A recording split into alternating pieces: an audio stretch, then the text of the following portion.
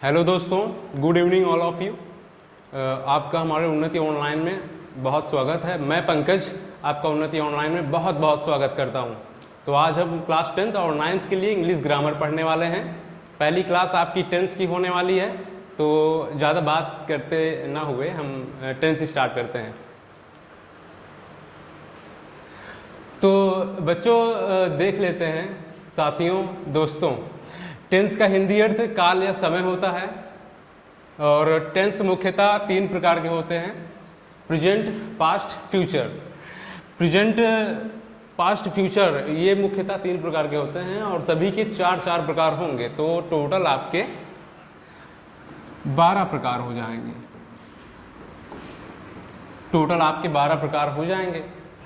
Present indefinite tense हो गया, present continuous tense, present perfect tense, present perfect continuous tense. वैसे ही past का हम लेंगे, past indefinite tense, past continuous tense, past perfect tense, past perfect continuous tense.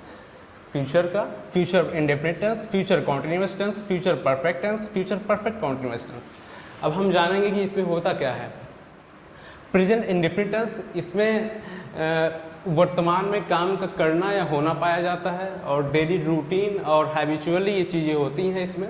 और past indefinite में भूतकाल में काम का करना या होना पाया जाता है और फ्यूचर इंडेफिनिट में काम का करना या होना भविष्य काल में पाया जाता है। और प्रेजेंट कॉन्टिन्यूअस टेंस में काम का जारी रहना वर्तमान काल में पाया जाता है और पास्ट कॉन्टिन्यूअस टेंस में काम का जारी रहना भूतकाल में पाया जाता है। फ्यूचर कॉन्टिन्यूअस टेंस में काम का होना या जारी रहना पाया जाता है भविष्य काल में। प्रेजेंट परफेक्ट टेंस में काम पूरा हो चुका होता है वर्तमान काल में। पास्ट परफेक्ट टेंस में ये होता है कि काम पूरा हो चुका होता है लेकिन काम पास्ट में होता है, मतलब भूतकाल में हो चुका होता है। और फ्यूचर परफेक्ट में काम पूरा होता है लेकिन भविष्य काल में। वैसे ही प्रेजेंट परफेक्ट कॉन्टिन्यूअस ले लेंगे। प्रेजेंट परफेक्ट कॉन्टिन्यूअस टेंस में इसमें टेंस के वाक्य के अंत में जो है रहा है, रही है, रहे हैं, ये सब आता है, लेकिन इसमें समय दिया होता है। जैसे मैं इस कोचिंग में 2 महीने से पढ़ा रहा हूँ, तो I have been teaching since for 2 months। तो यहाँ पे ये होगा कि हम जो है पास्ट से काम शुरू किए थे और अब भी काम जारी है।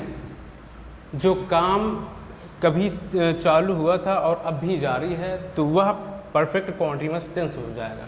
चाहे वो पास्ट में हो, पास्ट में भूतकाल में कोई समय जारी रहता है, ठीक है, और निरंतर जारी रहता है, वैसे फ्यूचर में हो जाएगा। फ्यूचर में क्या हो जाएगा? फ्यूचर में जो है भविष्य काल में ऐसे ही हो जाएगा। तो आगे हम देखते हैं इसके बारे में, आगे अच्छे से पढ़ते हैं। और आज हम जो है दोस्तों, आज हम प्रेजेंट, पास्ट और फ्यूचर इंडेफिनिट टेंस के बारे में पढ़ेंगे। तो सबसे पहले हम जान लेते हैं, सबसे ज़रूरी बात ये है कि हेल्पिंग वर्ब्स मीन्स सहायक क्रियाएं हमें पढ़नी होंगी, क्योंकि ये बहुत ज़रूरी है, पूरे टेंस में आपके काम आने वाली हैं। तो पहला तो प्रेजेंट टेंस के बारे में देख लेते हैं। प्रेजेंट में do, does, is, am, are, has, have, has been, have been. वैसे ही पास्ट में डिड आएगा, वाज, वेयर आएगा, हैड बीन, ये आएगा। फ्यूचर देख लीजिए, जो आपको दिख रहा है इधर, ये इंडेफिनिट में होगा, चाहे प्रेजेंट इंडेफिनिट हो जाए, चाहे पास्ट इंडेफिनिट, चाहे फ्यूचर इंडेफिनिट। और उसके बाद यहाँ पे कॉन्टिन्यूअस में इसका यूज होता है, प्रेजेंट कॉन्टिन्यूअस में is, am, are, past continuous, was, were, future continuous, will be, shall be, ये हेल्पिंग वर्ब्स हैं। और प्रेजेंट परफेक्ट टेंस में सहायक क्रियाएं यानी हेल्पिंग वर्ब्स, हैज या हैव। और पास्ट परफेक्ट में हैड का प्रयोग होता है हेल्पिंग वर्ब्स के रूप में। और फ्यूचर परफेक्ट टेंस में विल हैव या shall have as a helping verb we have use. और देख लीजिए यहाँ पे प्रेजेंट परफेक्ट कॉन्टिन्यूअस में हम हैज़ बीन, हैव बीन का यूज़ करेंगे एज ए हेल्पिंग वर्ब। और पास्ट परफेक्ट कॉन्टिन्यूअस में हैड बीन का यूज़ करेंगे। और फ्यूचर परफेक्ट कॉन्टिन्यूअस में will have been, shall have been का यूज़ हम करेंगे। तो स्क्रीनशॉट भी आप ले सकते हैं और आगे हम देखते हैं इसके बारे में, अच्छे से पढ़ते हैं। तो दोस्तों यहाँ आप देखिए वर्ब, वर्ब मतलब क्रिया, क्रिया मतलब काम का करना या होना, क्रिया ही कहलाता है। जैसे पहला है वर्ब की फर्स्ट फॉर्म गो, वर्ब की सेकेंड फॉर्म वेंट, वर्ब की थर्ड फॉर्म गोन, वर्ब की फोर्थ फॉर्म गोइंग, वर्ब की फिफ्थ फॉर्म गूज। तो यहाँ आप समझिएगा ये वर्ब की फर्स्ट यानी बेस फॉर्म है, वर्ब की फर्स्ट यानी ये बेस फॉर्म है। और गो, गो मीन्स जाना, इसका सेकेंड फॉर्म पास्ट में यूज होता है वेंट, थर्ड फॉर्म गोन हो जाएगी, प्रेजेंट पार्टिसिपल वर्ब की फोर्थ फॉर्म को हम प्रेजेंट पार्टिसिपल बोलेंगे, इसमें हम जीरन आईएनजी लगा लेंगे। वर्ब की फिफ्थ फॉर्म, वर्ब की फिफ्थ फॉर्म यानी सिंगुलर वर्ब, सिंगुलर वर्ब में ये रहेगा कि इसमें एस या ईएस का प्रयोग होता है वर्ब में, तो यहाँ पे गो में ईएस का प्रयोग हो गया है, ठीक है। और यहाँ पे देखिए ध्यान से, जैसे ईट, ईट मीन्स खाना, ईट का सेकेंड फॉर्म एट हो जाएगा, थर्ड फॉर्म ईटेन हो जाएगा। वैसे ही इधर देख लीजिए, प्रेजेंट पार्टिसिपल वर्ब की फोर्थ फॉर्म में ईटिंग कर लेंगे, और वर्ब की फिफ्थ फॉर्म में इसमें एस का प्रयोग कर लेंगे, इट्स हो जाएगा। वैसे ही राइट है, वर्ब की फर्स्ट फॉर्म राइट मीन्स लिखना होता है, और राइट मीन लिखना, सेकेंड फॉर्म रोट हो जाएगा, थर्ड फॉर्म रिटन। वैसे ही प्रेजेंट पार्टिसिपल में हम राइटिंग आईएनजी जोड़ लेंगे, और वर्ब की फिफ्थ फॉर्म यानी सिंगुलर वर्ब में हम इसमें ईएस जोड़ लेंगे, मतलब एस जोड़ लेंगे, राइट्स। ओके, आगे देखिए, आगे प्ले, प्ले मीन्स खेलना, प्ले मीन्स खेलना, और इसका सेकेंड फॉर्म प्लेड हो जाएगा, थर्ड फॉर्म भी प्लेड रहेगा, और इसमें प्रेजेंट पार्टिसिपल यानी वर्ब की फोर्थ फॉर्म में हम आईएनजी लगा लेंगे, प्लेइंग हो जाएगा, एस जोड़ देंगे इसमें वर्ब की फिफ्थ फॉर्म में, ओके, इसमें प्लेज हो जाएगा, ठीक है। तो ऐसे हम पढ़ेंगे। ये वर्ब जो है, ये ऐसे ही वर्ब बहुत सारी वर्ब हैं, ठीक है। और कुछ हम वर्ब यहाँ लिखे हैं ताकि आपको समझ में आए कि टेंस में किस प्रकार के वर्ब का प्रयोग किया जाता है। तो आगे देखिए, यहाँ पे आज जो है सबसे पहले प्रेजेंट इंडेफिनिट टेंस हम पढ़ेंगे, ठीक है। अब सबसे पहले देख लीजिए इसकी पहचान क्या होती है। पहचान इसकी यह होती है कि जिन वाक्य के अंत में ता है, ती है, ते है, ताऊ, ती है, ये शब्द आते हैं तो उन्हें हम प्रेजेंट इंडेफिनिट टेंस कहते हैं। और इस टेंस में वर्तमान काल में काम का करना या होना पाया जाता है, ठीक है दोस्तों। तो सबसे पहले हम पढ़ते हैं अफर्मेटिव सेंटेंस। अफर्मेटिव सेंटेंस मतलब साधारण वाक्य, ठीक है, यह सकारात्मक वाक्य। तो इसका कुछ रूल हम पढ़ लेते हैं।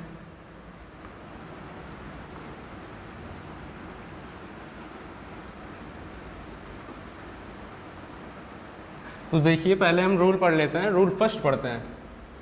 रूल फर्स्ट हमारा ये है कि he, she, it, name, he, she, it, name और सिंगुलर नंबर सब्जेक्ट के साथ वर्ब की फर्स्ट फॉर्म में एस या एस का प्रयोग करते हैं।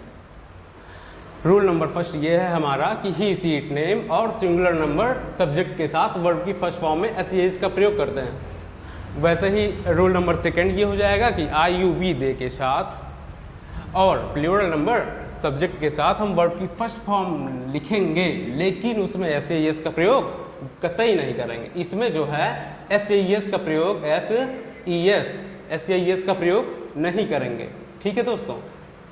तो आगे देखिए, ये आपको आया समझ में। हम रूल नंबर और फर्स्ट और रूल नंबर सेकंड फिर से बता देते हैं कि रूल नंबर फर्स्ट में ये होगा कि ही, सी, इट, नेम और सिंगुलर नंबर नाउन या एक वचनकर्ता के साथ वर्ब की फर्स्ट फॉर्म में एस या एस का प्रयोग करते हैं, ठीक है। और रूल नंबर सेकंड में हमने ये पढ़ा है कि आई, यू, वी, दे और बहुवचनकर्ताओं के साथ या फिर प्लूरल नंबर सब्जेक्ट के साथ वर्ब की फर्स्ट फॉर्म लगाते हैं और इसमें जो है एस या एस का प्रयोग नहीं करते हैं, ठीक है दोस्तों।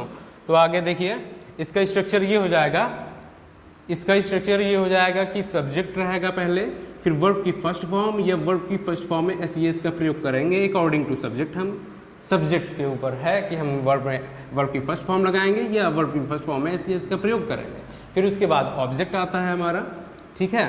तो इसका एक एग्जाम्पल देख लेते हैं हम, तभी हमें समझ में आएगा अच्छे से। एग्जाम्पल यह है कि वह जाता है, वह जाता है। तो यहाँ बहुत ध्यान से देखिएगा आप।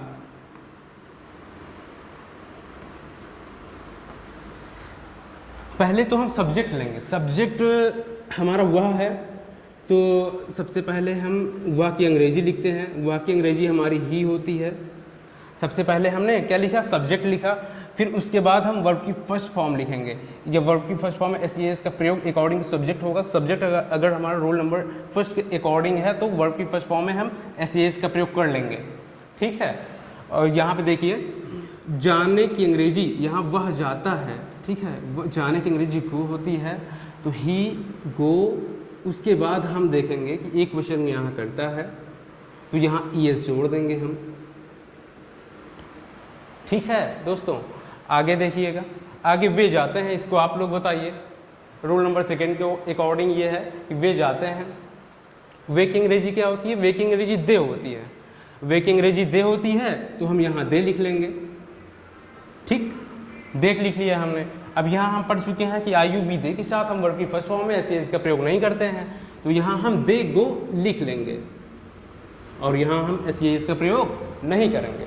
अब बात आती है कि यहाँ ऑब्जेक्ट, जैसे कोई ऑब्जेक्ट हो तो जैसे वह स्कूल जाता है, यहाँ अभी हम बेसिक से हमने लिखा है कि वह जाता है, और यहाँ अगर हो जाए वह स्कूल जाता है तो हम यहाँ कर लेंगे ही गोज़ टू स्कूल। वह मंदिर जाता है, ही गोज़ टू टेम्पल।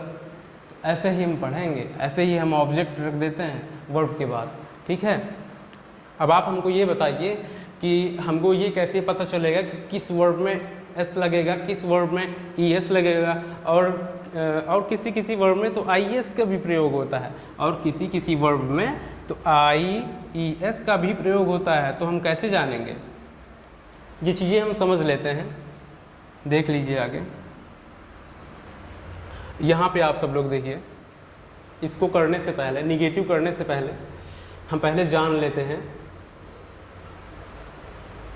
कि एस ई एस कहाँ लगेगा। देख लीजिए, जिन वर्ड्स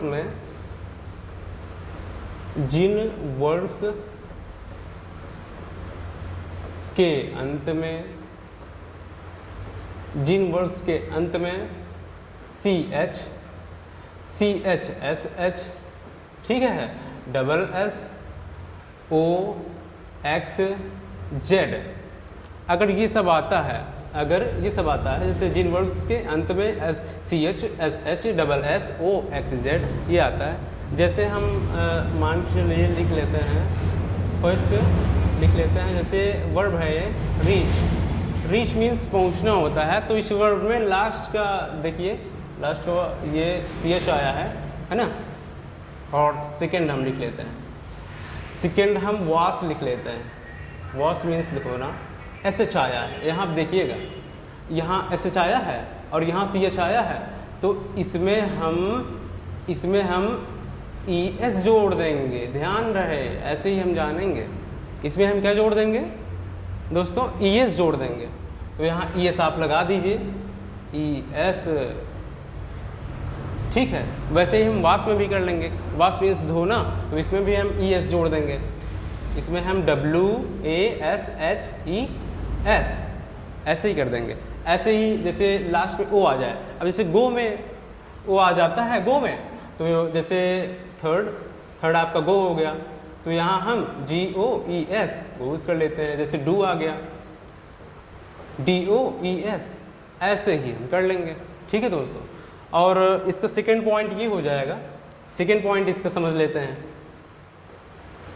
सेकेंड पॉइंट ये समझ लेते हैं कि जिन वर्ब्स के लास्ट में वाई हो और वाई से पहले कोई कंसोनेंट हो, जिन वर्ब्स में लिख लेते हैं यहाँ पे,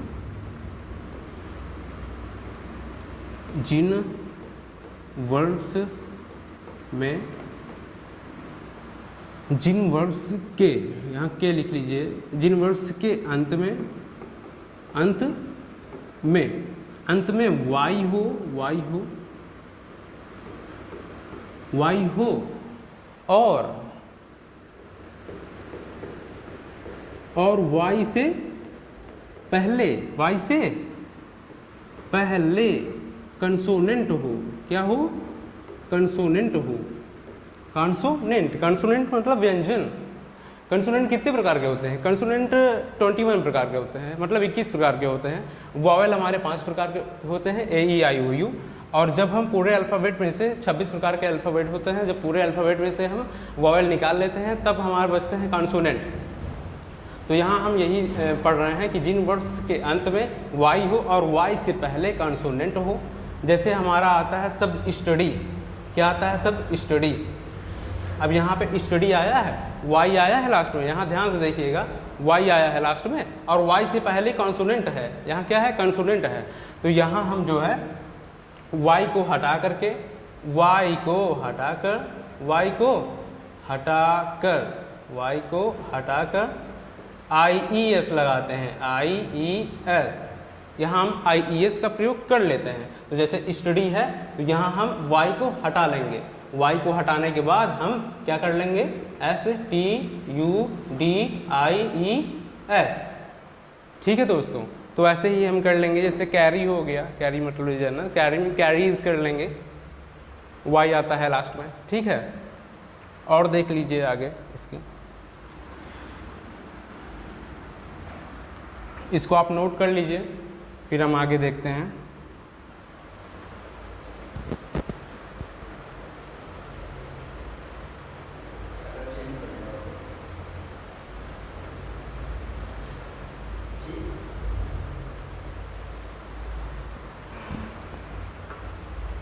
तो दोस्तों हम आगे देखते हैं। आगे यह देखते हैं कि हमने पढ़ा है कि जिन वर्ड्स के लास्ट में कॉन्सोनेंट हो और मतलब जिन वर्ड्स के लास्ट में वाई हो और वाई से पहले कोई कॉन्सोनेंट हो। अगर वॉवेल आ जाए तो हम क्या करेंगे? अगर वॉवेल आ जाए तो हम क्या करेंगे?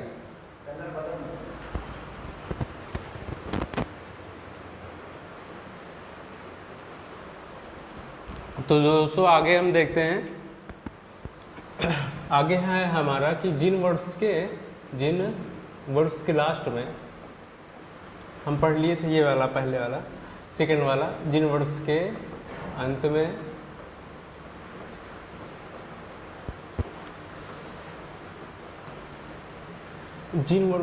अंत में वाई हो और वाई से पहले वाई हो और वाई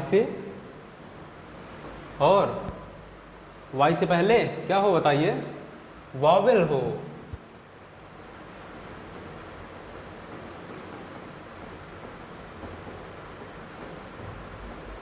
वॉवेल हो तो वहां पे हम एस ही लगाते हैं, ना कि ES लगाएंगे। ठीक है दोस्तों, तो इसके कुछ एग्जाम्पल आप देख लीजिए।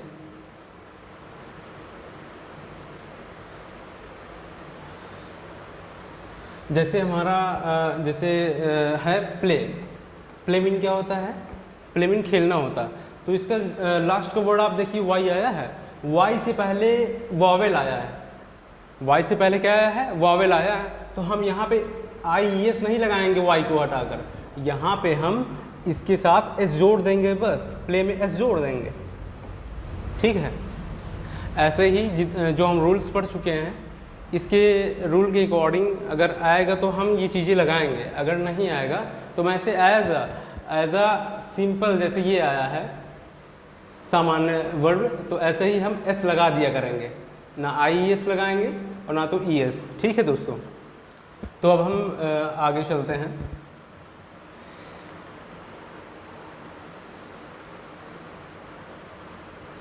अफर्मेटिव सेंटेंस हमने पढ़ लिया है, अब हम पढ़ते हैं नेगेटिव सेंटेंस। नेगेटिव सेंटेंस मतलब है नकारात्मक वाक्य। नेगेटिव सेंटेंस में ये होता है कि कर्ता द्वारा काम नहीं किया जाता है या फिर मना कर दिया जाता है। तो आपका पहला सेंटेंस ये है, देखिए पहले स्ट्रक्चर हम देख लेते हैं। स्ट्रक्चर है हमारा सब्जेक्ट प्लस डू या does plus not plus verb की फर्स्ट फॉर्म प्लस ऑब्जेक्ट।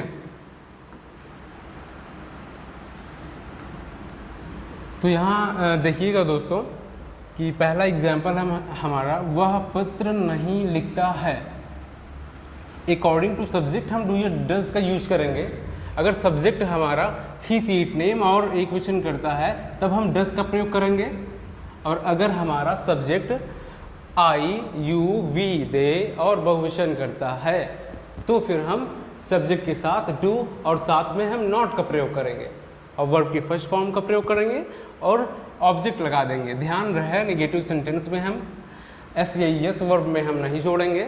ठीक है दोस्तों, तो हम आगे चलते हैं। पहला नंबर हमारा सेंटेंस है, वह पत्र नहीं लिखता है। तो वह की अंग्रेजी हमारा हो जाएगा ही। वह की अंग्रेजी क्या हो जाएगा? ही। सब्जेक्ट हो गया हमारा ही। फिर उसके बाद सब्जेक्ट के अकॉर्डिंग हम डू या डज का प्रयोग करेंगे। ही के साथ क्या लगता है? डज। फिर साथ में नॉट जोड़ेंगे, डज, फिर नॉट, ही डज नॉट। फिर उसके बाद ये हमारी क्रिया है। ये क्या है? इस सेंटेंस की क्रिया है। ही डज नॉट लिखने का क्या होता है? राइट होता है। He does not write a letter. He does not write a letter. ठीक है दोस्तों, तो हम दूसरे सेंटेंस पे चलते हैं। दूसरा है हमारा, तुम स्कूल नहीं जाते हो। तुम स्कूल नहीं जाते हो। तो यहाँ तुम की अंग्रेजी क्या हो जाएगी? तुम की अंग्रेजी हो जाएगी यू। ठीक है, और यू, यहाँ देखिए सब्जेक्ट हमारा हो गया यू, सब्जेक्ट हो गया यू, और इसके अकॉर्डिंग हम डू नॉट लगाएंगे, ना कि डज नॉट, डू नॉट लगाएंगे। ठीक है, क्या लगाएंगे? You do not. You do not जाने की अंग्रेजी गो होती है। ध्यान रहे, इसमें हम एस का प्रयोग नहीं करेंगे। अगर निगेटिव सेंटेंस कैसा भी हो, हम एस नहीं लगाएंगे। ठीक है, you do not go to school. कहाँ जा रहे हैं आप? स्कूल जा रहे हैं, स्कूल लिख लीजिए। ठीक है, तीसरा सेंटेंस ये है हमारा, वह झूठ कभी नहीं बोलता है। इस सेंटेंस पे थोड़ा ध्यान दीजिएगा आप लोग। हम जो दो सेंटेंस पढ़े हैं उसके अकॉर्डिंग ये नहीं है। इसमें जो है कभी नहीं की अंग्रेजी नेवर लगती है। इसका आप स्ट्रक्चर भी लिख सकते हैं, देख लीजिए इसका स्ट्रक्चर लिख लेंगे तो आपको आसानी रहेगी और भी सेंटेंस बनाने के लिए। ठीक है भाइयों, इसका स्ट्रक्चर ये हो जाएगा कि पहले तो हम सब्जेक्ट लिखेंगे। ठीक है, पहले क्या लिखेंगे हम?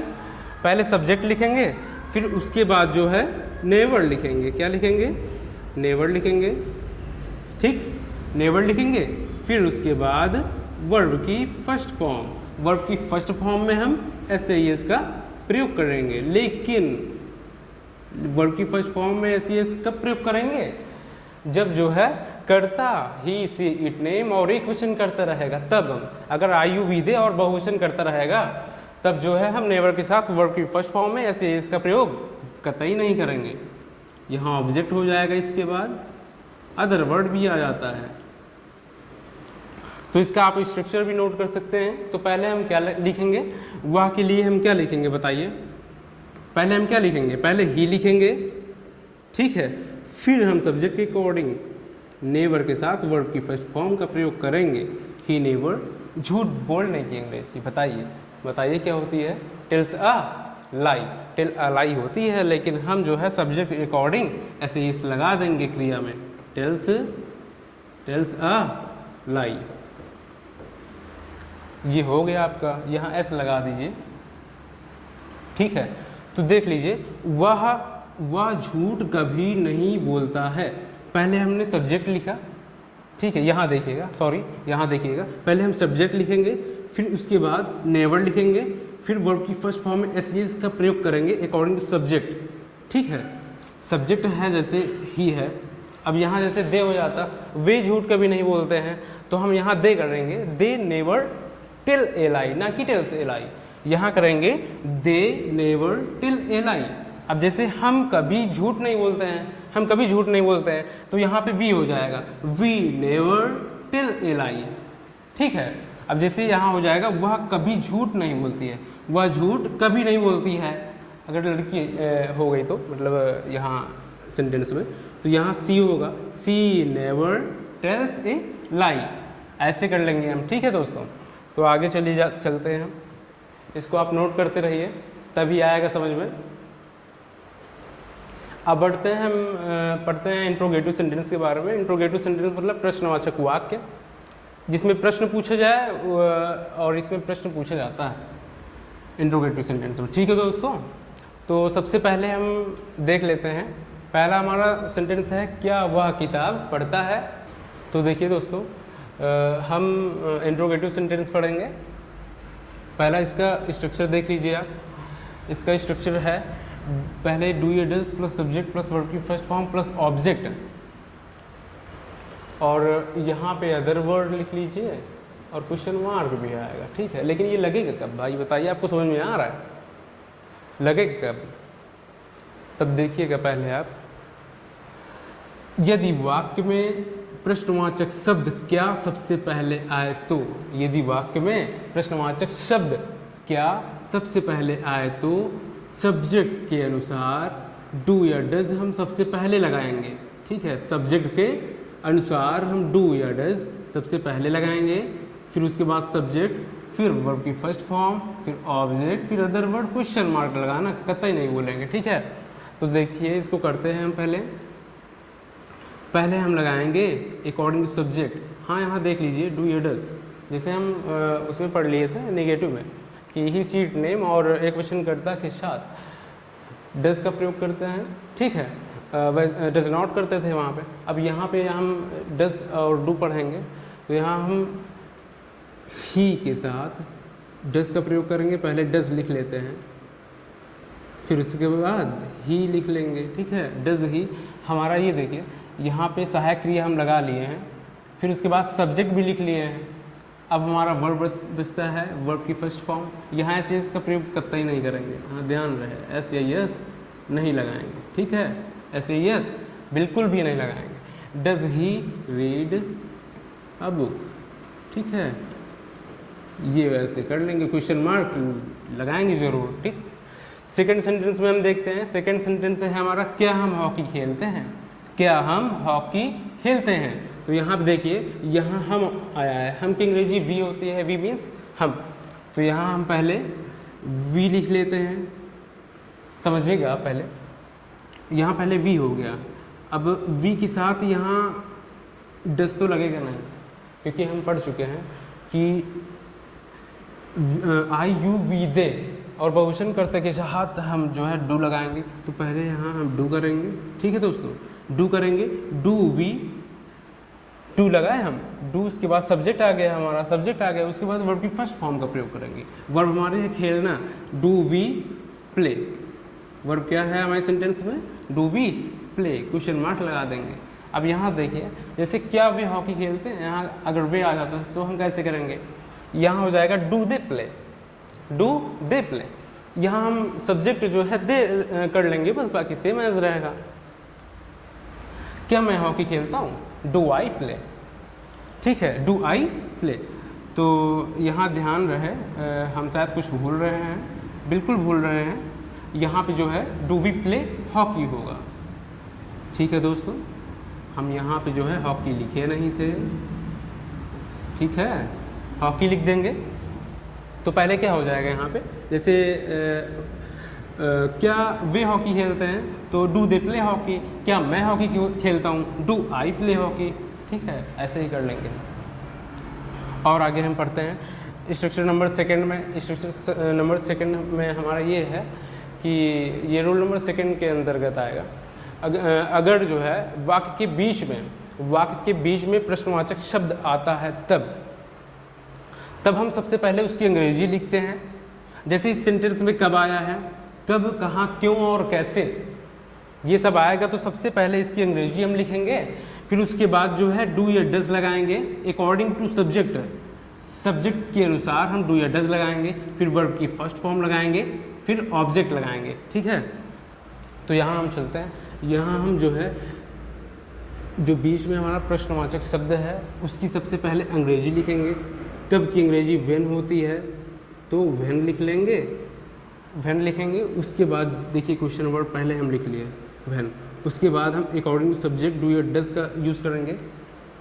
तो वह की अंग्रेजी ही होती है, हम जान रहे हैं कि यह जो वह शब्द है यह सिंगुलर नंबर सब्जेक्ट है, तो हम डज का प्रयोग कर लेंगे व्हेन के बाद, व्हेन डज, ठीक है, व्हेन डज। उसके बाद हम ही लगा लेंगे, ठीक है, समझ में आ रहा है आप लोग को। व्हेन लगाएंगे, डज लगाएंगे, फिर ही लगाएंगे अकॉर्डिंग टू स्ट्रक्चर, ठीक है। सब्जेक्ट लगाएंगे, फिर उसके बाद वर्ब की फर्स्ट फॉर्म का प्रयोग करेंगे। गो मीन्स जाना होता है, तो when does he go to school, when does he go to school, question mark लगा लीजिए, ठीक है दोस्तों। अगर आपको समझ में आता है तो आप लाइक करें और सब्सक्राइब करना बिल्कुल ना भूलें। और कमेंट करके बताएं कि आपको क्लास कैसी लग रही है। ठीक है, थोड़ी बहुत तो गलतियां होती ही रहती हैं, है ना दोस्तों। तो उस गलतियों पे हम ना ध्यान देके हम देखते हैं टॉपिक पे कि टॉपिक हमें कैसा लग रहा है, उस पर कमेंट आप करिए और बताइए क्लास कैसी लग रही है आपको। और अब हम देखते हैं स्ट्रक्चर नंबर 3 पे। अगर किसी भी वाक्य में कितने, कितनी, कौन सा, किसका, ये सब आता है और इससे संबंधित नाउन भी आता है। जैसे यहाँ पे है आप कितनी पेंसिलें चाहते हैं, तो यहाँ पे कितनी आया है, इसके साथ जो है ये नाउन आया है। ठीक है, तो ऐसे वाक्यों में हम सबसे पहले जो है कितना, कितनी, कौन सा और किसका, ये सब के अंग्रेजी लिखेंगे और उसके बाद जो है नाउन भी हम जोड़ेंगे। ठीक है दोस्तों, तो जैसे यहाँ पे है, यहाँ पे देखिएगा आप how many, how much, which, whose, इसके साथ हम नाउन भी जोड़ेंगे। फिर उसके बाद डू या डज लगाएंगे अकॉर्डिंग टू सब्जेक्ट। ठीक है, उसके बाद वर्ब की फर्स्ट फॉर्म, फिर ऑब्जेक्ट, और यहाँ पे जो है क्वेश्चन मार्क करना नहीं भूलेंगे। ठीक है दोस्तों, तो यहाँ पे देखिएगा, यहाँ पे पहला नंबर हमारा सेंटेंस है आप कितनी पेंसिलें चाहते हैं। आप कितनी पेंसिलें चाहते हैं, तो इसको हम कैसे करेंगे बताइए, बताइए आप कैसे करेंगे। देखिए यहाँ पे जो है, यहाँ पे how many, how much, which, whose, इसका यूज़ कैसे होगा, यूज़ आप बताइए। देखिए हाउ मेनी, जब जो चीज़ें गिनी जा सके, जैसे काउंटेबल। ठीक है, जैसे पेंसिल है, किताबें हैं, पेन हैं, जब ऐसे सेंटेंस में ये सब चीज़ें आ जाती हैं एज ए नाउन, तो उसमें हम जो है हाउ मेनी का यूज़ करेंगे। ठीक है, और हाउ मच, हाउ मेनी मतलब लिख लीजिए कितनी, ये कितने। ठीक, हाउ मच मतलब कितना होता है, हाउ मच मतलब कितना होता है। विच मतलब कौन सा, विच मतलब कौन सा होता है। और यहाँ पे देख लीजिए, यहाँ पे हुज, हुज मतलब किसका, हुज मतलब किसका, हुज मतलब किसका। तो पहले सेंटेंस देखते हैं हम। पहला सेंटेंस है हमारा आप कितनी पेंसिलें चाहते हैं। तो पहले कितनी की अंग्रेजी हम लिखेंगे। पेंसिलों को हम गिन सकते हैं, बिल्कुल हाँ काउंटेबल है ये, पेंसिलों को हम गिन सकते हैं।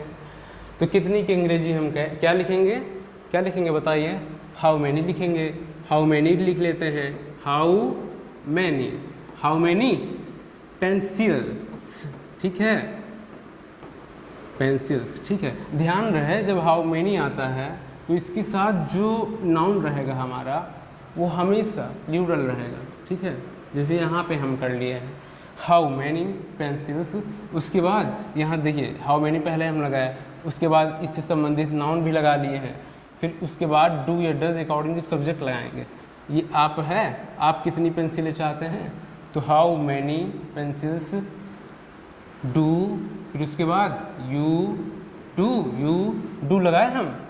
सब्जेक्ट क्या है हमारा, सब्जेक्ट क्या है, सब्जेक्ट आप हैं। आप मतलब तुम भी कह सकते हो, यहाँ पे तुम कितनी पेंसिलें चाहते हो, तो यहाँ यू कर लेंगे। डू यू चाहने की अंग्रेजी वांट होती है, वांट कर लीजिए। Do you want, how many pencils do you want, question mark लगा लेंगे, ऐसे करेंगे हम। ठीक है, तो पहला एग्जाम्पल फिर से आप समझ लीजिए। पहला एग्जाम्पल है आप कितनी पेंसिलें चाहते हैं, पहले हम इसकी अंग्रेजी लिखेंगे, इसके संबंधित नाउन्स भी लिख लेंगे। ठीक, how many pencils according to subject we have used do या डज, डू लगा लेंगे सब्जेक्ट के अनुसार। ठीक है, फिर उसके बाद वर्ब की फर्स्ट फॉर्म है, वर्ब की फर्स्ट फॉर्म लिख देंगे। और ध्यान रहे यहाँ पे हम वर्ब की फर्स्ट फॉर्म में एस का प्रयोग बिल्कुल नहीं करेंगे। ठीक, यहाँ देख लीजिए, यहाँ वह बच्चा कितना दूध पीता है, वह बच्चा कितना दूध पीता है, तो कितना की अंग्रेजी हम क्या लिखेंगे, यहाँ हाउ मच लिखेंगे। और हाउ मच का यूज मतलब हिंदी क्या होती है इसकी, हाउ मच का मतलब कितना होता है, और यह अनकाउंटेबल होता है। क्या होता है ये, अनकाउंटेबल, अनकाउंटेबल मतलब जो चीज़ें गिनी ना जा सके, जैसे दूध वगैरह हम नाप सकते हैं, तौल सकते हैं, इसको हम गिन नहीं सकते हैं। ठीक, तो तो यहाँ पे हम हाउ मच लगाएंगे, कितना के लिए, हाउ मच, हाउ मच पहले लिखेंगे, ठीक, हाउ मच लिखेंगे, फिर इससे संबंधित नाउन भी लिख लेंगे यहाँ पे, how much milk, how much milk, फिर अकॉर्डिंग सब्जेक्ट डू या डज लगा लेंगे हम, वह बच्चा, how much milk does that child, does लगाएंगे यहाँ पे, वह बच्चा, एक क्वेश्चन है यहाँ, वह बच्चा डैट चाइल्ड, ठीक, how much milk does that child, फिर उसके बाद जो है सब्जेक्ट हुआ, वर्ब की फर्स्ट फॉर्म क्या है, पीना है, तो how much milk does that child drink कर लेंगे हम वर्ब की फर्स्ट फॉर्म के रूप में, ठीक है, क्वेश्चन मार्क लगा देंगे, ठीक। तो ये हमारा प्रेजेंट इंडेफिनिट टेंस था, ठीक है। और प्रेजेंट इंडेफिनिट टेंस में जो भी गलतियां हों आप कमेंट में बताएं, हम उसको नेक्स्ट वीडियो में सही करने का प्रयास करेंगे, ठीक है। अब हम आगे चलते हैं, आगे हम पढ़ते हैं पास्ट इंडेफिनिट टेंस के बारे में।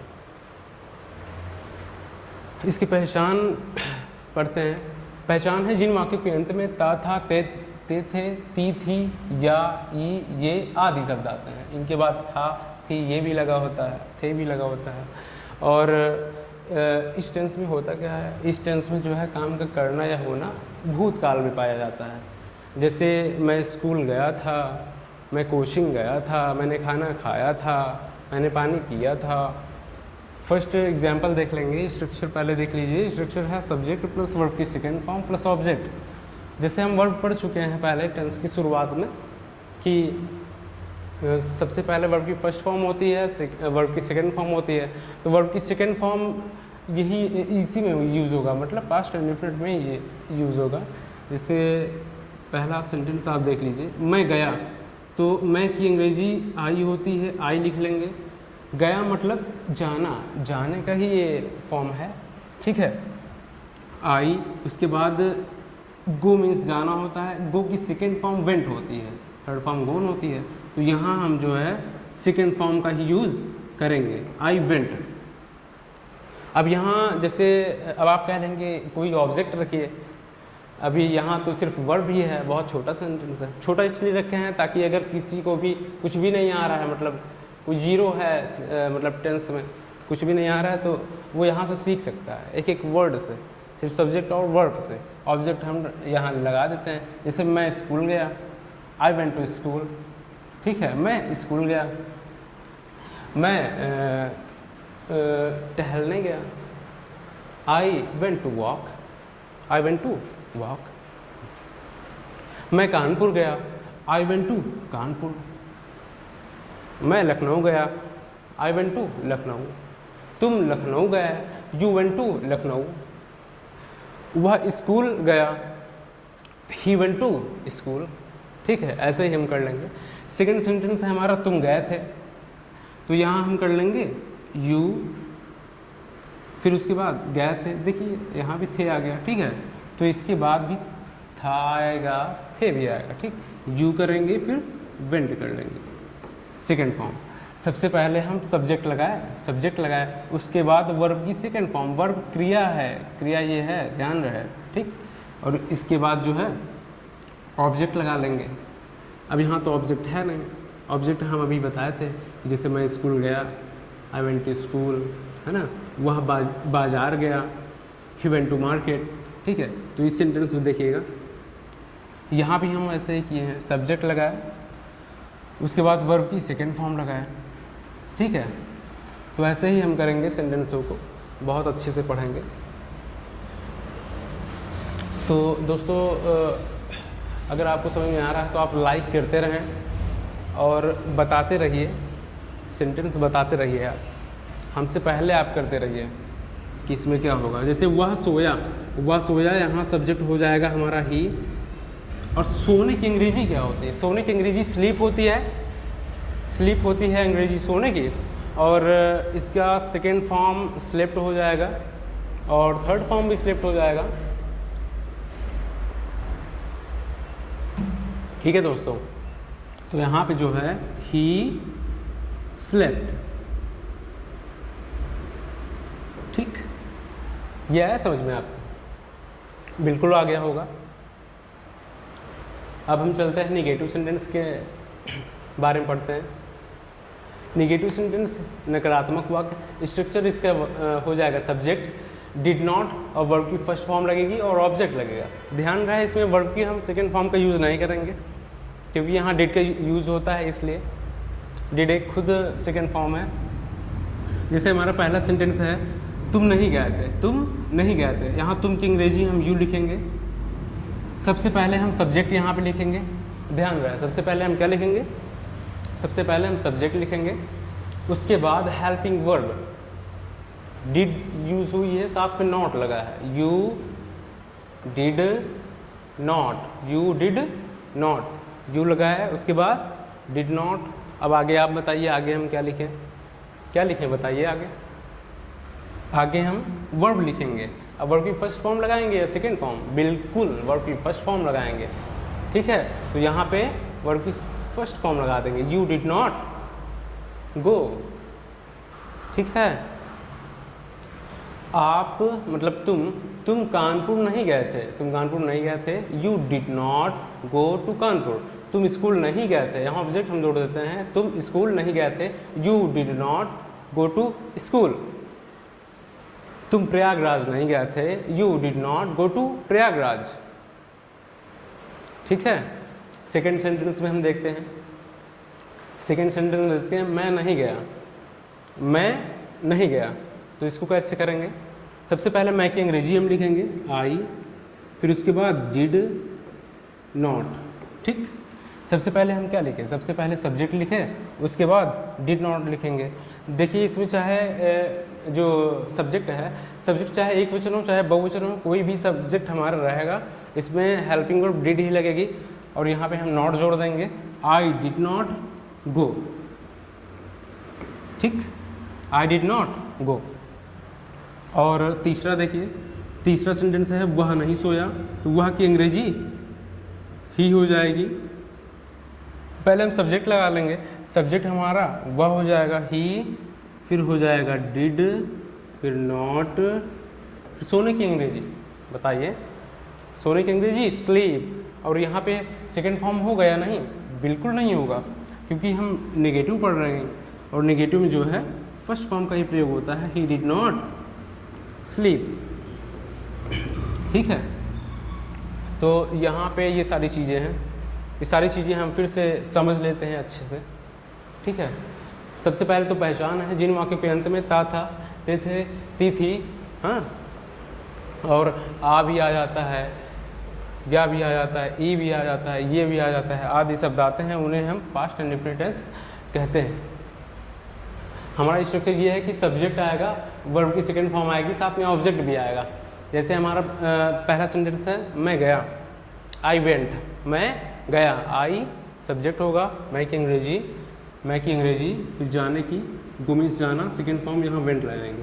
मैं स्कूल गया, आई वेंट टू स्कूल, तुम स्कूल गए, यू वेंट टू स्कूल, वह स्कूल गया, ही वेंट टू स्कूल, वे स्कूल गए, दे वेंट टू स्कूल, हम स्कूल गए, we went to school, Rohan school गया, Rohan went to school, Shyamu school गया, श्यामू वेंट टू स्कूल। तो ऐसे ही हम कर लेंगे।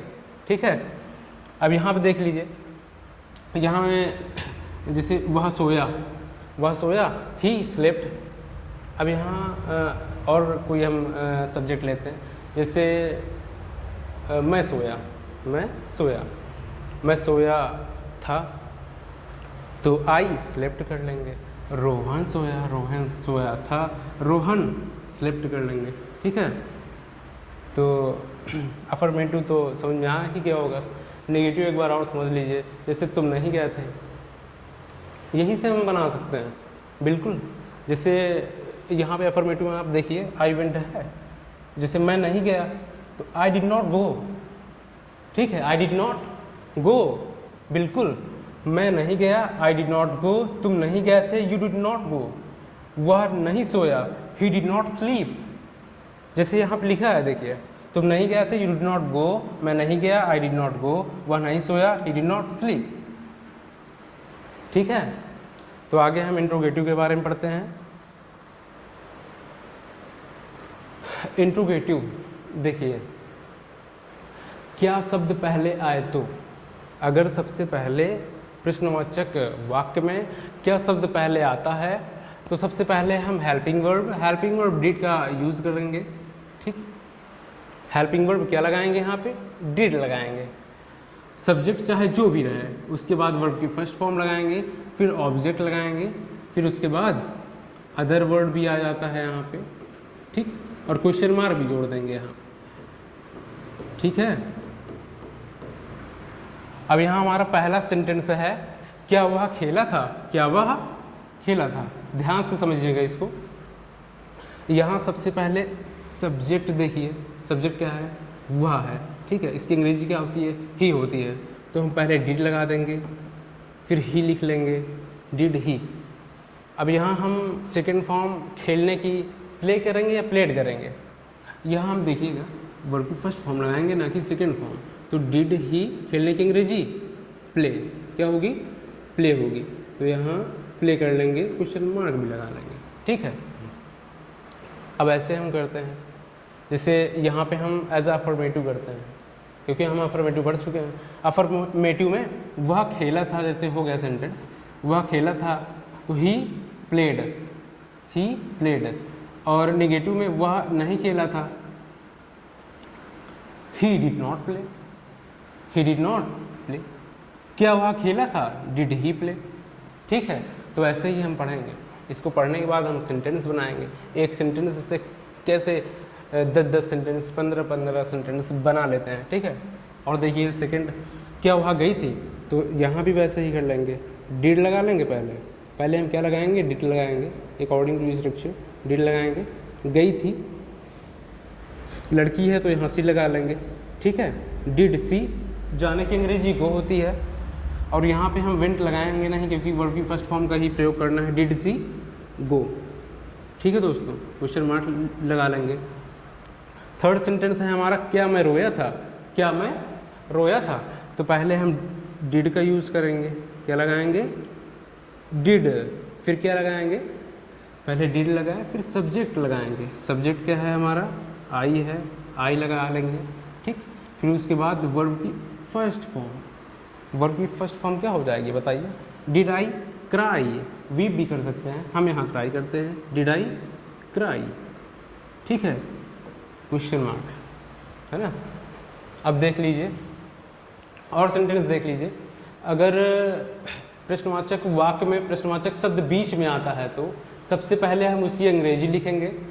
सबसे पहले क्या लिखेंगे, उसकी अंग्रेजी लिखेंगे। फिर जो है उसके बाद डिड लगाएंगे, क्या लगाएंगे, डिड लगाएंगे। फिर सब्जेक्ट लगाएंगे और वर्ब की फर्स्ट फॉर्म लगाएंगे। फिर उसके बाद ऑब्जेक्ट, फिर अदर वर्ड, फिर क्वेश्चन मार्क। ठीक है, अब यहाँ पे देखिएगा, यहाँ पे सेंटेंस है वह क्यों खेला था, तो यहाँ पे हम क्यों की अंग्रेजी लिखेंगे। ठीक है, क्यों की अंग्रेजी क्या होती है हमारी, व्हाई होती है। क्योंकि अंग्रेजी क्या लिखेंगे हम यहाँ पे, व्हाई लिखेंगे। व्हाई के बाद यहाँ देखिएगा, आप स्ट्रक्चर के अनुसार किया करिए, ऐसे मत करिए। पहले स्ट्रक्चर देखिए, स्ट्रक्चर में पहले क्वेश्चन वर्ड है, क्वेश्चन वर्ड आप लगाइए पहले। बीच में क्या आया है, क्वेश्चन वर्ड क्यों आया है, क्योंकि अंग्रेजी क्या होती है, व्हाई होती है, तो व्हाई लगाएंगे। फिर उसके बाद क्या लगाएंगे, हम डिड लगाएंगे। ठीक है, क्वेश्चन वर्ड इसमें क्या दिया है स्ट्रक्चर में, स्ट्रक्चर में लिखा है क्वेश्चन वर्ड, फिर डिड लगा है, फिर सब्जेक्ट में क्या है, वह है, तो यहाँ हम वह की अंग्रेजी ही कर लेंगे। ठीक है, फिर क्या है, फिर यहाँ पे वर्ब की फर्स्ट फॉर्म का प्रयोग करेंगे हम, व्हाई लिखेंगे, डिड लिखेंगे, ही, फिर उसके बाद वर्ब की फर्स्ट फॉर्म प्ले कर लेंगे। और इसको लिखने के बाद क्वेश्चन मार्क हम लगाना नहीं भूलेंगे। ठीक है, फिफ्थ सेंटेंस में देखते हैं, तुमने क्या किया था, तुमने क्या किया था। क्वेश्चन वर्ड बीच में आया, इसकी अंग्रेजी लिखिए आप। क्या की अंग्रेजी क्या होती है, क्या की अंग्रेजी व्हाट होती है। यहाँ आप लोग ध्यान दीजिएगा, यहाँ पे स्ट्रक्चर नंबर सेकंड में सबसे पहले हम क्वेश्चन वर्ड लिखेंगे। क्वेश्चन वर्ड क्या है हमारा, क्या है, इसकी अंग्रेजी लिखेंगे। फिर इसके बाद क्या लगाएंगे, क्या लिखा है यहाँ पे, डिड लिखा है, तो यहाँ पे हम डिड लगा लेंगे। ठीक है दोस्तों, क्या लगा लेंगे, डिड। फिर सब्जेक्ट क्या है हमारा, सब्जेक्ट तुमने मतलब तुम। ठीक है, तो यहाँ क्या लगा लेंगे बताइए, व्हाट डिड यू। सब्जेक्ट क्या हो जाएगी हमारी, यू हो जाएगी। अब इसके बाद सब्जेक्ट हम लगाए, अब सब्जेक्ट के बाद क्या है, वर्ब की फर्स्ट फॉर्म, क्या है, वर्ब की फर्स्ट फॉर्म। तो यहाँ वर्ब क्या है, वर्ब किया था, किया है यहाँ पे, तो यहाँ क्या लिखेंगे, व्हाट डिड यू डू। यहाँ डिड नहीं करेंगे हम, यहाँ डू करेंगे, वर्ब की फर्स्ट फॉर्म, ठीक है। व्हाट डिड यू डू, ठीक है। ये आया आपको समझ में? तो अगर आपको समझ में आया हो तो आप लाइक करते रहिए और कमेंट भी करते रहिए आप, और कमेंट में हमें बताएं, यहाँ पे जो भी गलती हुई हो उसे भी बताएं, ठीक है।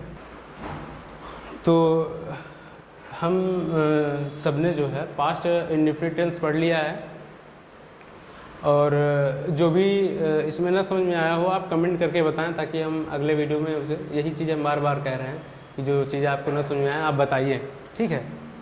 तो एक सेंटेंस है, एक सेंटेंस हम देख लेते हैं और उसको आप बनाइए, उसके कम से कम 5-10 सेंटेंस बनाइए, ठीक।